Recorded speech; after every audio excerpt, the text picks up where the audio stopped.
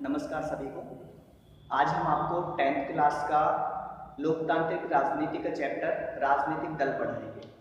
राजनीतिक दल, जैसा कि आप बोर्ड पे देख रहे हो, सबसे पहले हम बात करते हैं राजनीतिक दल होता क्या है। राजनीतिक दल की हम बात करते हैं।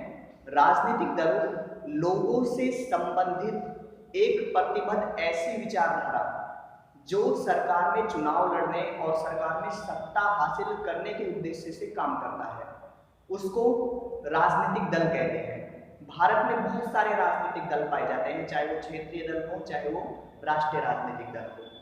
तो सबसे पहले मैंने आपको बताया कि राजनीतिक दल का अर्थ, राजनीतिक दल यानी कि जो सत्ता के लिए संघर्ष करते हैं, जो सत्ता में सरकार बनाने के उद्देश्य से काम करता है, उसको राजनीतिक दल कहते हैं।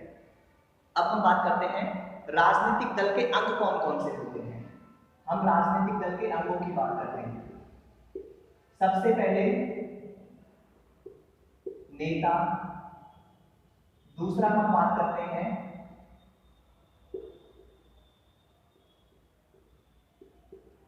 सक्रिय सदस्य, तीसरा हम बात करते हैं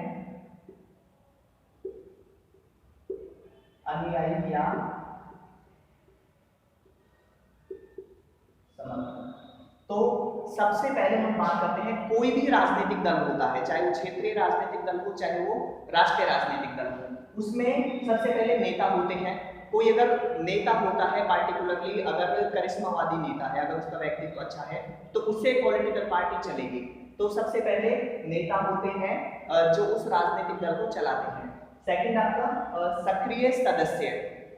सक्रिय सदस्य यानी कि जो नेता के अलावा जो उसके कार्यकर्ता होते हैं, जो उसके सपोर्टर होते हैं, सक्रिय सदस्य इसके पार्ट होते हैं, इसके अंग होते हैं।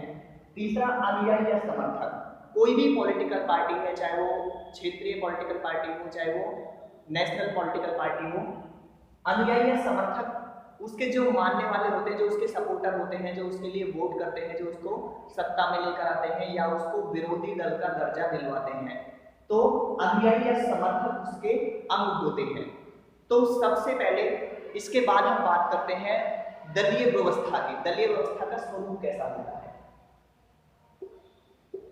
यहां तक आपको समझ में आया। अब हम बात करते हैं दलीय व्यवस्था की। दलीय व्यवस्था में सबसे पहले हम बात करते हैं एक दलीय व्यवस्था।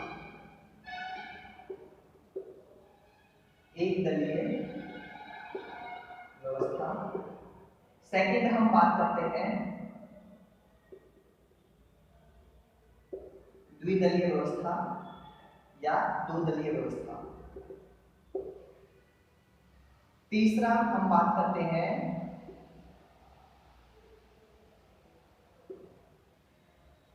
बहुदलीय व्यवस्था की।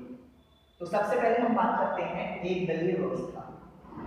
एक दलीय व्यवस्था क्या होती है, जिस देश में एक ही राजनीतिक दल पाया जाता है, एक ही पॉलिटिकल पार्टी पाई जाती है, उसमें क्या होता है, उसमें नेता बदलते रहते हैं, सरकार एक ही पॉलिटिकल पार्टी की होती है, तो वो होती है एक दलीय शासन व्यवस्था। मतलब जिस देश में ओनली एक ही राजनीतिक दल पाया जाता है, उसको एक दलीय व्यवस्था का नाम दिया गया है। अब जैसे चीन है और क्यूबा है, चीन में और क्यूबा में एक दलीय शासन व्यवस्था पाई जाती है, कम्युनिस्ट पार्टी, साम्यवादी दल का शासन पाया जाता है। तो ये क्या हुई, एक दलीय शासन व्यवस्था हुई चीन में और क्यूबा में। सेकंड हम बात करते हैं द्विदलीय शासन व्यवस्था। इन देशों में दो ही राजनीतिक दल पाए जाते हैं। एक दल चुनाव में सत्ता हासिल करता है, तो दूसरा दल विपक्षी पार्टी की भूमिका निभाता है, या एक दल इलेक्शन में सत्ता हासिल करता है और दूसरा दल विरोधी दल की भूमिका निभाता है, उसको दो दलीय शासन व्यवस्था कहते हैं। अगर मान लो विपक्षी पार्टी में कोई दल आया, तो अगली बार उसको सत्ता भी हासिल हो सकती है। तो इसमें दो ही राजनीतिक दल होते हैं, जो एक तो सरकार बनाता है, दूसरा विपक्षी पार्टी की भूमिका निभाता है। तो एक ऐसी शासन व्यवस्था जिस देश में दो ही दल पाए जाते हैं, उसको दो दलीय शासन व्यवस्था का नाम दिया गया है, जैसे अमेरिका और इंग्लैंड। अमेरिका में दो दल पाए जाते हैं, एक तो है रिपब्लिकन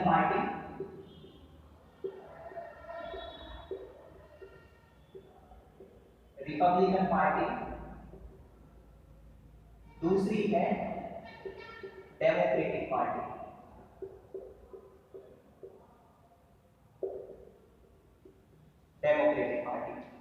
यानी कि दो ही दल पाए जाते हैं, अमेरिका में, दूसरा इंग्लैंड में। इंग्लैंड में भी दो राजनीतिक दल पाए जाते हैं, मजबूत दल और अंधा दल। मजबूत दल और अंधा दल। मजदूर दल और अंधा दल। मजदूर दल से मतलब है लेबर पार्टी, कंजर्वेटिव पार्टी, अनुदार दल कंजर्वेटिव पार्टी। तो अमेरिका और इंग्लैंड में दो दो राजनीतिक दल पाए जाते हैं, एक दल अगर सरकार में होता है तो दूसरा दल विपक्षी पार्टी की भूमिका निभाता है। अब हम बात करते हैं बहुदलीय शासन व्यवस्था की। बहुदलीय शासन व्यवस्था होती क्या है? बहुदलीय शासन व्यवस्था ऐसी शासन व्यवस्था या जिस देश में दो से अधिक राजनीतिक दल पाए जाते हैं। दो से अधिक राजनीतिक दल में क्या होता है, उनमें गठबंधन की सरकार भी बनाई जाती है, यानी कि सभी राजनीतिक दलों को मान्यता दी जाती है। कोई भी राजनीतिक दल इलेक्शनों में वोट हासिल करके सत्ता हासिल कर सकता है। तो ये क्या हुआ? बहुदलीय शासन व्यवस्था हुआ। इसके एग्जाम्पल जैसे सबसे पहला भारत, बांग्लादेश, श्रीलंका, ये एशिया के देश हैं, रूस, फ्रांस, ये क्या है? इनमें बहुदलीय शासन व्यवस्था पाई जाती है, यानी कि दो से अधिक राजनीतिक दल पाए जाते हैं। जैसे हम भारत की बात करें तो भारत में कम से कम 450 से भी ज्यादा ऐसे दल हैं जो मान्यता प्राप्त दल हैं। उनमें क्षेत्रीय दल भी हैं और राष्ट्रीय राजनीतिक दल भी हैं। तो बहुदलीय शासन व्यवस्था में दो या दो से अधिक दल पाए जाते हैं। कोई भी दल सत्ता हासिल करके सरकार बना सकता है या विपक्षी पार्टी की भूमिका निभा सकता है।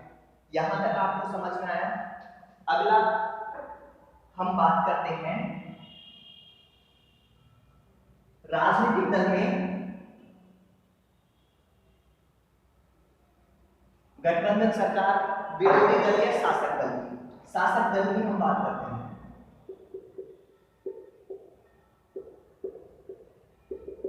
शासक दल क्या होता है? एक ऐसा दल, एक ऐसी पॉलिटिकल पार्टी जिसको इलेक्शनों में, चुनावों में वोट हासिल करते हुए सत्ता हासिल हो जाती है, चाहे वो राज्य के चुनाव हो या सेंट्रल के चुनाव हो। तो जिस राजनीतिक दल को सत्ता हासिल हो जाती है तो ऐसी पॉलिटिकल पार्टी सरकार चलाती है, उसको शासक दल कहते हैं। जिसको सत्ता मिल जाती है, जो सरकार चलाती है, उसको शासक दल कहते हैं। और इसके अलावा विरोधी दल या विपक्षी पार्टी।